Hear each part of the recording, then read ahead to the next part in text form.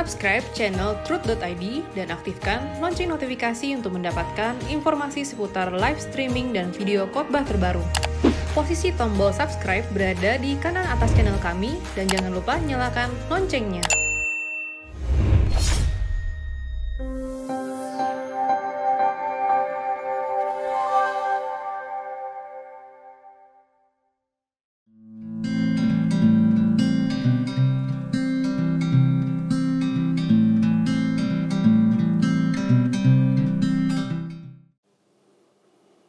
Shalom saudara, Anda bertanya Alkitab menjawab episode 89 dari 08121344 ya, 08121344 dan seterusnya. Shalom Pak Eras, terima kasih atas khotbah Bapak yang membangkitkan kesadaran untuk hidup benar. Mohon pencerahan ayat Lukas 9:27. Siapakah orang yang dimaksud dengan ada yang tidak akan mati sebelum mereka melihat kerajaan Allah? Ini pertanyaan juga sudah diberikan kepada saya kemarin ya. Waktu itu episode berapa ya? Lupa. Lukas 9:27. Mari kita lihat dulu ya. Lukas 9:27. Ya. Bahwa yang berdiri di sini ada yang shall not taste death till they see the kingdom of God. Ya. Ya, jadi ada orang yang akan tetap hidup, kira-kira begitu ya. Tetapi ini sebenarnya harus dipahami dengan lebih tepat. Waktu itu saya sudah menjelaskan, kalau dalam bahasa Indonesia kita lihat, tadi berapa? Lukas berapa?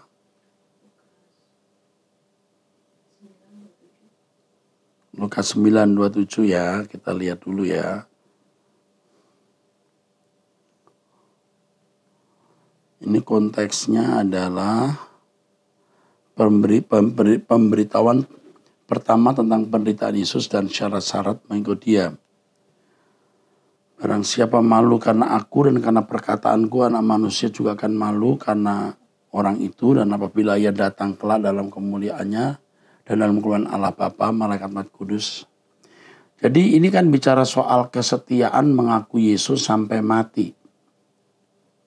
Sesungguhnya di antara orang yang ada di sini tidak ada yang tidak akan mati sebelum mereka melihat kerajaan Allah.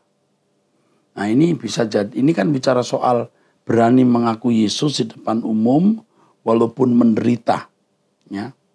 Nah ini selama ini lebih banyak penafsir menunjuk bahwa ini adalah Stefanus yang melihat Yesus duduk di sebelah kanan Allah Bapa. Maksudnya Yesus yang berdiri di sebelah kanan Allah Bapa. Maksudnya itu. Saya kira itu, dan kalau ada penafsiran yang lain monggo silahkan. Tapi saya kira tahu tidak menambah iman, tidak tahu tidak mengurangi iman. 0878 7882 2 dan seterusnya. Shalom Pak Era, saya mau bertanya ya. Apakah kejahatan seseorang bila dia bertobat, kejahatannya tidak ada pembalasannya? Karena Pak Era sering mengatakan bahwa Allah akan mengampuni dosa orang itu dan melupakannya. Padahal di dalam Roma 12 ayat 19 dikatakan, janganlah kamu sendiri menuntut pembalasan, tetapi berilah tempat kepada murka Allah, sebab ada tertulis pembalasan itu adalah akulah yang membalasnya. Jadi konteksnya ini adalah ketika kita dijahati orang, jangan kita membalas kejahatan orang itu dengan kejahatan. Jadi Tuhan akan membalaskan dia. Tapi kalau orang itu bertobat, Tuhan pasti membuat perhitungan yang lain. Tapi kalau dia masih tidak bertobat dan menjahati saudara, dia akan menerima akibat perbuatannya. Berarti bahwa nanti ada hukuman buat orang yang berdosa. Ya, ini gimana ya Pak? Saya kurang mengerti, mohon penjelasannya. Terima kasih. Saya ulangi lagi, janganlah kamu sendiri menuntut pembalasan, tetapi berilah tempat kepada murka Allah. Ini bicara orang jahat yang tidak bertobat, yang menjahati kita. Di mana kita tidak boleh membalas kejahatannya dengan kejahatan. Atau kita membalas kejahatannya dengan perbuatan yang menyakiti dia atau merugikan dia. Tuhan yang akan berurusan dengan orang itu. Nah, tapi kalau orang itu bertobat, tentu lain ceritanya, saudaraku. Ini konteksnya adalah ketika orang menjahati kita dan tidak bertobat, Allah pasti membalaskan kejahatan orang terhadap saudara itu. Membalas kejahatan orang itu yang dilakukan kepada saudara, kepada kita. Ya, itu maksudnya. 0878 8709 2 dan seterusnya. Salam Pak, apakah kita selalu harus bicara positif kalau ditanya orang walaupun keadaannya tidak demikian? Misalnya, walau kita tidak ada uang harus berkata banyak uang. Itu bukanlah tidak jujur. Aku diajarin harus berkata positif. Aduh, ini ya. Ini ngawur. Ngawur. Sering ya kita diajar perkataan kita seakan-akan bisa menciptakan sesuatu. Ini sesat. Seakan-akan perkataan kita berkualitas seperti Tuhan. Kalau Tuhan yang bicara, wah itu digenapi. Kalau manusia tidak. Kalau saudara misalnya ditanya, bro, yuk bisa kerja bagian komputer nggak? Wah, walaupun nggak tahu bilang tahu. Tahu, positif. Ya emang nggak tahu, bohong namanya. Yuk punya uang nggak? Nggak punya. Ya jujur. Maksudnya berkata positif itu, saudaraku, jangan kita membuat kata-kata yang membuat orang lain terluka. 1, 2, jangan membuat kata-kata yang membuat orang lain kehilangan semangat. Ya, begitu. Itu baru positif. Jangan mengucapkan kata-kata yang membuat orang lain terluka hatinya. Itu negatif perkataan. 2, jangan mengucapkan kata-kata yang membuat orang lain semangatnya jatuh. Juga jangan mengucapkan kata-kata yang membuat semangat kita juga jatuh. Tetapi kita harus berpikir realistis. Misalnya saudara seorang yang tidak berbakat nyanyi. Nyanyi aja fales. Lalu saudara dikatakan, you pasti bisa loh. Jadi singer, Anda bilang, oh saya nggak bisa. Oh nggak boleh, positif bisa loh. Memang bakatnya bukan nyanyi. Bakatnya mesin misalnya. Kalau orang bakatnya nyanyi suruh pegang mesin, positif bisa. Apa dia bisa pegang mesin? Ya enggak bisa. Ya. Jadi berkata positif artinya jangan mengucapkan kata yang melukai orang dan jangan mengucapkan kata yang melemahkan semangat orang dan semangat diri sendiri. Itu saja. Berkatalah jujur ya. Enggak punya uang bilang enggak punya. Tidak bisa bilang tidak bisa. Ya. Jangan diajari yang salah ya. 0812 9541 dan seterusnya. Shalom Bapak Eras, mau tanya nih.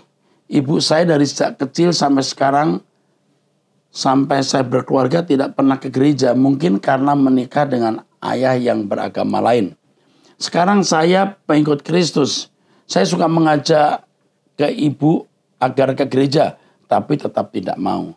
Namun ibu saya suka diberi mimpi, petunjuk oleh Tuhan untuk menyelesaikan masalah. Hal ini dikatakan setelah peristiwa terjadi, karena ibu tidak boleh mendahului kehendak Tuhan. Menurut Bapak bagaimana ya Pak? Harus bagaimana kami? Ada 2 dari 8 anaknya yang menjadi Kristen. Jadi yang 6 tidak beragama Kristen. Saya tidak yakin kalau ibu tidak pernah ke gereja, padahal bisa ke gereja lalu mendapatkan mimpi dari Tuhan. Saya tidak terlalu yakin. Ibu mengatakan bahwa dia sudah mendapatkan mimpi itu setelah peristiwa terjadi tapi tidak mendahului Tuhan. Maaf, itu sangat subjektif dan kita tidak tahu. Lalu pertanyaan Anda, menurut Bapak harus bagaimana ya kami? Menurut saya Anda jadi berkat untuk ibu. Jangan paksa ke gereja, biarlah hidup Anda menjadi berkat sampai ibu tergerak sendiri ke gereja, bukan karena paksaan. Oke. Tunjukkan kasih sayang yang tulus dan kuat untuk ibu. Dan cara itu engkau membeli dia. Sehingga dia dengan rela pergi ke gereja.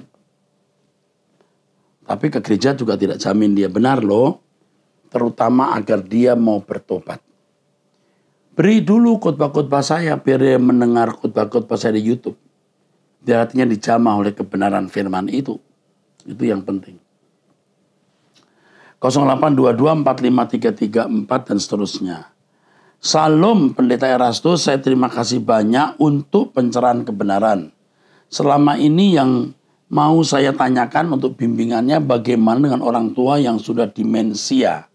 Artinya tidak memiliki daya ingat, banyak yang lupa. Dan gak sadar dengan dirinya di mana karakternya masih amburadul, suka marah dan lain-lain. Terima kasih banyak Pak, Tuhan Yesus memberkati senantiasa. Memberkati Pendeta Dr. Erasotono, bagaimana kami sebagai anak yang berharap orang tua kami juga berkenan di hadapan Tuhan, terima kasih.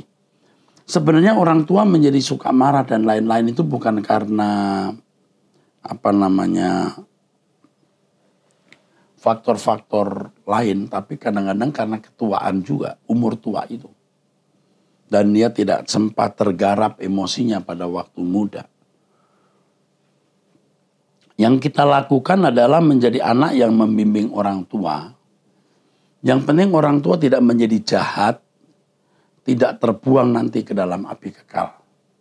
Tuhan pasti memberi hikmat untuk menuntun orang tua seperti ini. Karena saya tidak kenal orang tua ini dan tidak melihat karakternya, saya tidak bisa memberikan arahan bimbingan yang teliti, yang akurat karena tidak tahu konteksnya. Tetapi yang saya bisa sampaikan adalah layani dengan penuh kasih. Jangan marah-marah. Jangan menuntut dia mengerti. Kita yang harus mengerti. Waktu kita kecil, kita ngompol, kita buang pup di tempat, orang tua ngertiin kita kok. Sekarang ganti kita ngertiin orang tua yang emosional, marah-marah. Di ngertiin juga. Jangan diompeli. Jangan dimarah-marahi. Jangan tidak sopan. Ingat ini. Mungkin Anda berkata, tapi dia tambah menjadi-jadi Pak. Iya, layani. Biar tambah menjadi-jadi. Karena begitulah karakter orang sudah tua atau pikun. Ingat waktu kita masih kecil, kita juga mau sendiri kok. Tapi orang tua ngerti. Sekarang balas. Ya? Oke. 0822. Maaf, salah. Tadi sudah. 08967644 dan seterusnya. SM umur 20 tahun. Salam Om Eras, saya sudah mengikuti pengajaran Om Eras 2 tahun yang lalu dan saya banyak diubahkan. Saya rindu ikut komunitas Kristen yang sama-sama dapat bertumbuh dalam kebenaran, tetapi saya lihat banyak komunitas Kristen yang tidak membuat anggotanya bertumbuh dewasa, malah kebanyakan fokus dalam pengajaran yang salah. Pertanyaannya, apakah lebih baik belajar kebenaran sendiri atau tetap ikut gabung dalam komunitas tersebut? Tidak salah gabung untuk menggarami mereka. Gabung bukan untuk menerima, gabung untuk memberi. Tapi dengan sikap yang bijaksana ya. Jangan nyosor aja, jangan nembak, terus cerewet, banyak ngomong. Enggak, diam dulu. Sampai Tuhan beri kesempatan Anda berbicara. Nanti pasti Tuhan akan memberikan hikmat dan kesempatan untuk bicara. Ya, tidak salah untuk tetap ada di komunitas itu. 0878846777 seterusnya. Salam Pak Eras, saya dari Katolik yang haus akan kebenaran dan sudah lebih dari 10 tahun aktif di Komsel Home Shekinah Glory. Saya ingin tanya, ajaran Tritunggal yang bagi saya statusnya di KS masih implisit. Di KS masih implisit. Gambarannya belum jelas. Ya. Apakah segitiga sama sisi, sama kaki, atau piramidal. Mengingat Allah Bapa lebih besar dari Allah Putra, sementara Roh Kudus, Roh Allah yang melingkupi semuanya. Terima kasih. Mengenai Roh Kudus, mengenai Tritunggal, saya akan jelaskan nanti di pembahasan Tritunggal. Saya tidak bisa menjelaskan di sini. Tetapi saya mengatakan bahwa Allah Tritunggal tidak perlu dijelaskan dengan gambaran-gambaran. Malah jadi salah tidak karu-karuan. Ya. Oke. Malah menjadi salah nggak karu-karuan. Oke, saudaraku. Ada pertanyaan tapi didahului pernyataan panjang. Salam Pak Pendeta Erasto Sabdono. Pertama kali saya bersyukur sama Tuhan Yesus karena melalui Pak Erasto saya menemukan jawaban atas pertanyaan-pertanyaan yang ada dalam hati saya selama bertahun-tahun dan kejanggalan-kejanggalan yang saya rasakan selama bertahun-tahun, juga selama kurang lebih 13 tahun saya menyimpan pertanyaan dan kejanggalan di dalam hati saya. Sering saya ingin bicara tapi saya takut kalau saya dibilang pemberontakan sesat oleh pendeta saya. Selain saya orang miskin, saya bukan orang kaya. Siapakah yang mau mendengarkan? Walaupun saya sudah melayani di gereja, tapi saya tetap takut nanti dibilang tidak patuh. Karena saya harus patuh pada pimpinan rohani atau pendeta saya. Begini Pak Pendeta Erastus, pada tahun 2004 kami masuk salah satu gereja di tempat saya tinggal sekarang. Selang beberapa waktu, tidak lama saya ikuti pendalaman Alkitab dan lalu saya yang melayani di gereja. Namun berjalannya waktu tahun 2007, saya mulai menganggap ada pengajaran yang lain. Roh saya tidak damai menerimanya. Terkait soal perpuluhan. Ya. Cuma mohon Pak tolong maaf Pak, tolong dicatat. Saya tidak anti dengan perpuluhan, janji iman, persembahan-persembahan lainnya. Tetapi saya tidak bisa, roh saya menerima. Roh saya tidak menerima, yang tidak bisa roh saya terima, bahwa perpuluhan itu dianggap sebagai upaya memancing berkat Tuhan. Kira-kira begitu Pak. Sebaliknya kalau perpuluhan tidak dibayar, maka akan terkena kutuk, usaha bisa bangkrut. Begitupun dengan persembahan-persembahan lainnya, baik janji iman, semua diberikan hanya supaya Tuhan memberikan supaya Tuhan memberkati. Jadi memberi itu supaya Tuhan berkati. Padahal hampir semua jemaat hidup miskin. Tapi karena takut tidak diberkati, kami dan jemaat sering memaksakan diri untuk bisa membayar perpuluhan. Bahkan kami sering sampai berhutang supaya kami bisa membayar perpuluhan dan memberi korban-korban persembahan lainnya, janji iman, dan itu semua yang kami anggap itulah jalan Tuhan untuk memberkati kami. Aduh, ini benar-benar kasihan ini. Sampai utang untuk membayar perpuluhan itu kan ngawur. Pengajaran seperti inilah yang saya maksud tadi, ada pengajaran lain. Ini tidak sesuai dengan pribadi Tuhan yang sebenarnya sehingga roh saya tidak bisa menerima ajaran ini. Bagi saya mereka telah mengajarkan Tuhan yang jahat kepada kami. Nah karena sudah tidak tahan lagi maka pada tahun 2014 saya dan suami meninggalkan gereja itu. Ingin mencari gereja yang dimana kami dapat menemukan Tuhan. Berharap agar roh kami dapat kepuasan dalam Tuhan. Tapi karena kami keluar dari gereja, kami malah dikutuki oleh pendeta yang kami tinggalkan. Dan karena takut dengan kutukan pendeta itu, hanya sekitar 6-7 bulan, kami pun kembali ke gereja dan kembali lagi melayani.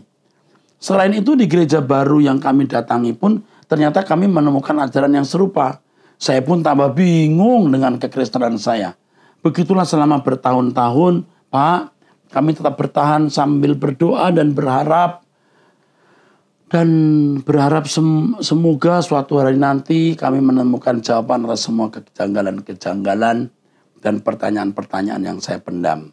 Lalu, sekitar tahun 2017-2018, saya mendengar sebuah kesaksian oleh Pastor Benny Hinn tentang adanya Injil Kemakmuran. Dan bagaimana juga beliau dan keponakannya yang terlihat dalam pengajaran Injil Kemakmuran itu.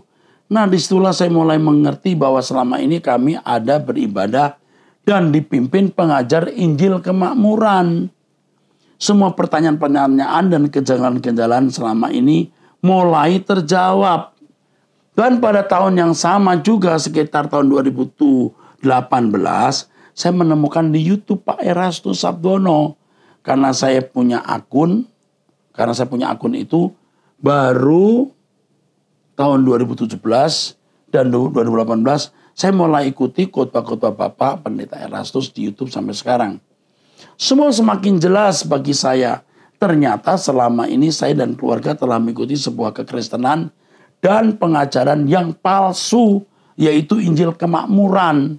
Karena sudah mengetahui bahwa kami telah berada di dalam gereja dan pengajarannya sudah tidak murni, maka tahun 2019 tepatnya pada bulan Oktober 2019, kami memutuskan untuk keluar lagi dari gereja. Sampai hari ini, saya mengirimkan tulisan ini kepada Bapak Eras.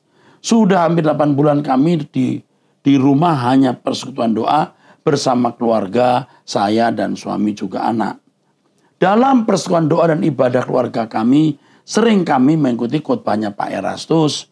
Kami merasa sangat diberkati. Setiap hari kami selalu berdoa kepada Tuhan. Semoga Tuhan mengirimkan hambanya dan gerejanya yang berkenan di hati Tuhan ke kota di tempat kami tinggal ini. Supaya kami pun segera punya gembala dan gereja di tempat kami ini. Ya, ini di mana ini?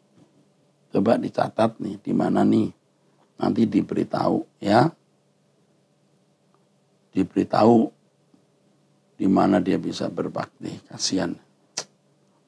Nah, yang menjadi pertanyaan saya Pak Pendeta Erastus, apakah saya dan suami berdosa dan apakah kami bersalah kalau kami untuk sementara ini ibadah dan persekutuan doa di rumah saja dulu? Tidak salah. Lihat ceritanya nih, di rumah saja dulu. Tidak apa-apa. Sambil menunggu ada gereja hamba Tuhan yang datang. Karena jujur saja saya sering merasa apakah yang kami lakukan ini salah. Kelihatannya dari cerita ini Anda yang tidak salah. Begitu Pak Pendeta Erastus, terima kasih Tuhan Yesus memberkati. Baik Bu, saya tidak tahu Bapak Ibu ini tinggal di mana. Nanti saya akan arahkan ya. Oke, terima kasih untuk tulisan yang panjang benar nih ya. Oke, Ibu 0812 1380 7 sekian dari Bekasi. Salam Pak Eras. Doa kami Bapak selalu sehat dan Tuhan pakai lebih terang lagi. Saya beragama Katolik tapi saya sudah lama mengikuti pengajaran Bapak hampir 5 tahun lebih. Dan karena kemurahan Tuhan banyak mengubah pola pikir sehingga hidup lebih memprioritaskan Tuhan meskipun masih jauh dari sempurna. Saya ingin menanyakan apakah perlu dicari kalau suami pergi dari rumah usia perkawinan 38 tahun namun dari 18 tahun lalu sudah mengingkari janji pernikahan dia berjudi dan selingkuh. Tidak memberikan nafkah dari tahun 2018 sampai sekarang. Kebutuhan hidup saya dari anak. Sampai sekarang masih tetap kami topang dengan doa kiranya Tuhan memberikan belas kasihan supaya betul-betul sadar dan hidup dalam pertobatan. Setiap pulang dan anak-anak menerima dengan baik seolah-olah tidak terjadi apa-apa dan diusahakan jangan ada kemarahan, kebencian atau dendam. Pesan terhadap anak-anak, kalian harus tetap menghormati dan mengasihi papanya yang menjadi kekhawatiran saya, suami tidak terselamatkan. Mohon pencerahan dari Bapak, matur nuwun, Gusti berkati suami Manado dari satu gereja yang ada di Pentakosta. Apakah salah Pak kalau saat suami pulang saya minta hubungan sekarang hanya persaudaraan saja, namun tetap melayani keperluan sehari-hari? Yang terakhir saya jawab, bagusnya begitu. Ibu jangan berhubungan badan dengan suami yang tidak jelas. Dia bawa penyakit apa ya? Jangan-jangan HIV, raja singa atau raja monyet atau apa? Apa itu? Penyakit sipilis itu ya. Jangan hubungan dulu. Ya. Suami ini tidak benar, ya. Tidak benar, ya. Jadi jangan hubungan karena kita tidak tahu dia hubungan dengan siapa di luar. Saya salut sama ibu yang begitu sabar ya. Tunggu saja Tuhan bertindak nanti Bu. Tindakan ibu sudah tepat ya. Sabar ya menghadapi suami ini. Oke. Ibu tetap melayani suami yang lain tapi tidak berhubungan badan. Ingat ini. Dan anak-anak diajar untuk menghormati suami. Oke, nanti Tuhan akan bertindak. Nanti ada waktunya Tuhan bertindak. Tunggu saja. 0852 65348 sekian. Dari Hong Kong. Salam Pak Erastus, salam krek selalu. Krek. Nah kalau saudara sering dengar salam krek itu artinya kita harus dengan Bapak di surga menyatu. Krek. Itu maksudnya. Sehat selalu ya Bapak, panjang umur dan terus menjadi pembawa berkat, hikmat dan wakil Tuhan atas kami yang mengikuti Bapak belajar melalui YouTube. Pak Eras, izinkan kami sedikit sharing ya. Sebelumnya kami sangat bersyukur dan terima kasih banyak atas kemurahan Bapak dalam berbagi hikmat melalui YouTube, Facebook, Instagram. Semua itu sangat memberkati, meneguhkan, mencegah kami pokoknya lengkap. Matur sembah nuwun pokoknya. Ya kembali kasih, sami-sami. Dan bukan suatu kebetulan saya dapat memperoleh link Truth ID, Facebook, Instagram Bapak. Karena sebelumnya saya sudah follow beberapa pembicara dari beberapa gereja tentunya, tapi hasilnya mentok. Dan suatu ketika saya menemukan akun Facebook yang lewat di beranda saya yang memuat apa yang Bapak sampaikan.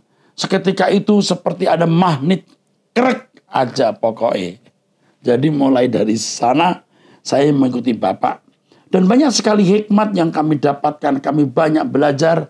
Dan seakan Tuhan selalu berbicara kepada kami melalui Bapak. Terima kasih ya Pak Eras, Bapak Gembala, Bapak Wakil Tuhan bagi kami. Sulit untuk diuraikan Pak. Pokoknya dalam matur nuwun, dalam matur sembah nuwun sangat. Sami-sami. Dalam matur sembah nuwun itu kami sangat berterima kasih. Kiranya Tuhan mengizinkan suatu saat kami yang di Hong Kong bisa sowan ke GSKI Rehoboth dan juga bertemu dengan Ibu Esther Natasa. Oh ya, beliau yang akan mengatur soal pemberian buku-buku. Tuhan Yesus memberkati Pak Erastus Sabdono sekeluarga beserta keluarga besar GSKI Rehoboth tentunya. Amin. Gambar tangan begini tiga. Tetaplah menjadi teladan bagi kami para pembelajar kehidupan. Puji Tuhan. Baik, ini dari Yes, namanya Jess dari Hong Kong. Tuhan memberkati. Tuhan hamberkahi saudara. Amin. Oke. Ini panjang-panjang nih ya. Panjang-panjang. 0838963666 sekian. Salam Pak Erastus, saya sangat bersyukur benar-benar karena bisa mendengar khotbah-khotbah Pak Eras yang sangat beda dari kebanyakan dan sangat merubah pola pikir dan pola hidup saya. Saya semakin sadar hidup harus bertanggung jawab atas apa yang kita lakukan.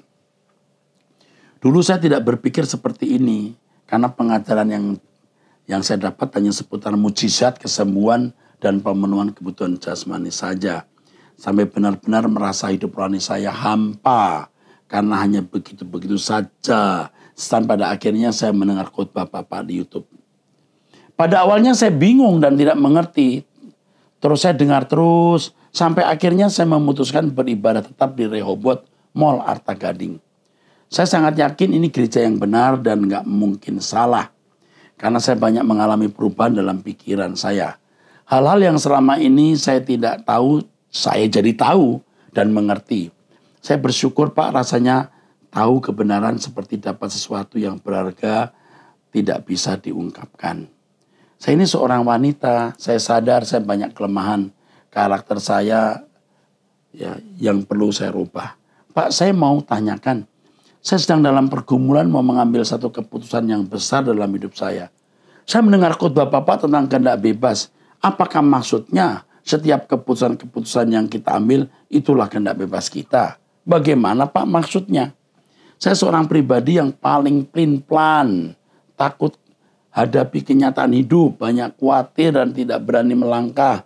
Tapi saya diperhadapkan dengan satu situasi di mana saya harus mengambil sikap, mengambil langkah yang tepat untuk hidup saya sendiri Pak, tentang masalah pasangan hidup. Saya dengar Pak Eras bicara kalau tidak yakin dengan yang kita jalani, tidak usah paksa menikah. Pasangan saya ini belum menikah. Pasangan saya ini belum menikah saja sudah terlibat banyak yang buruk-buruk. Karena semenjak saya mendengar khotbah Bapak, masalah karakter, sifat itu penting dalam satu hubungan. Pikiran saya, mana bisa kalau pikiran tidak sejalan mampu menjalani rumah tangga yang baik. Sedangkan pasangan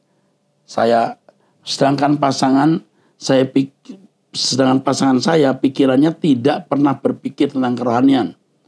Tidak pernah berpikir merubah diri, merubah karakter. Yang dia pikir hanya mencari uang yang banyak dan dianggap sudah saya berlebihan tentang kerohanian. Saya tidak cocok dengan semua jalan pikirannya Pak. belum masalah sifat yang tidak cocok. Bagaimana Pak cara saya mengatasi masalah hubungan saya dengan ini, dengan dia, saya minta pendapat. Kalau saya jadi aku nggak kawin.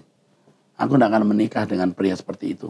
Apa kehendak bebas Tuhan itu menyangkut masalah keputusan hidup yang kita ambil ya. Tapi kalau Anda tetap mengambil keputusan menikah, tetap jadi pernikahan itu. Ya, Anda dan berkat Tuhan kehendakmu yang jadi. Oh enggak, Anda yang ngambil keputusan. Tapi kalau lihat gejala-gejala begini, menurut saya kalau saya jadi Anda, tapi jangan ikuti saya ya. Saya tidak mengarahkan ya. Tapi terserah Anda ya. Kalau saya jadi Anda, saya tidak akan menikah dengan pria seperti ini. Bahaya hari esoknya. Ya, nikah itu mestinya menemukan menemukan partner untuk bersama-sama melayani. Tapi kalau begini Anda akan terkungkung, tertawan nanti. Tertawan oleh suami seperti ini. Berat. Lebih baik nggak menikah. Tapi saya bukan Tuhan loh ya. Tapi kalau dari tulisan itu, aduh Anda juga udah mungkin mau nikah ya. Mungkin Anda juga udah mau menikah. Anda mungkin juga udah takut kesepian ke depan. Takut nggak dapat jodoh. Mumpung orang ini mau, lalu Anda mau. Jangan begitu. Kalau saya jadi Anda, saya tidak menikah. Lebih baik tidak menikah daripada menikah Anda membuat neraka di bumi. Ya, pikirkan dulu, tanya Tuhan dulu ya. Saya bukan Tuhan, tapi tanya Tuhan dulu. Tapi dari pertanyaan you ini menunjukkan Anda pun ragu-ragu kok. Bagaimana cara saya menyelesaikan masalah hubungan ini? Mengatasi masalah hubungan ini dengan dia. Ya saya minta pendapat saya jawab. Kalau saya jadi Anda, saya nggak akan menikah. Ngerubah orang tuh nggak gampang. Tapi masalahnya Anda ini umur berapa, pasanganmu umur berapa, saya tidak tahu. Tapi dari tulisan Anda kayaknya di atas 25 tahun. Nah, Tuhan berkati. Sampai ketemu di episode yang akan datang.